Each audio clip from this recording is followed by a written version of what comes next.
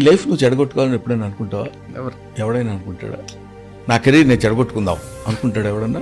ఎప్పుడైనా కూడా చెడిపోద్ది అంతే. అందుకే మన కర్మ సిద్ధాంతంలో చెడిపోవడం బాగుపడటం మన చేతుల్లో లేదు. కొన్ని కుదురుతాయి అంతే, కొన్ని కుదరవు. అంత చేసినా నువ్వు ఉన్నావు, నీ అంత తెలివితేటలు అతనికి ఉన్నాయి. నీకంటే బ్రహ్మాండమైన పొజిషన్లో అతను ఉన్నాడు, నువ్వు తక్కువ పొజిషన్లో. నీకు తెలుసు వాడు క్యాలిబర్ ఏంటో, అయినా వాడి ఇంత ఆ పొజిషన్లో ఉన్నాడు అనుకున్నప్పుడు కర్మ సిద్ధాంతం అనేది లేకపోతే నువ్వు వాడిని చంపేస్తావు. రైట్. వాడేంటి ఆఫ్టర్ ఆల్, వాడెంత, వాడి బతుకెంత, వాడంత పొజిషన్. ధార్మిక సిద్ధాంతాలు ఏం చెప్పాడంటే వాడేదో పూర్వజన్మలో చేసుకున్నాడు, వాడికి అలాంటి కలిసి వచ్చింది.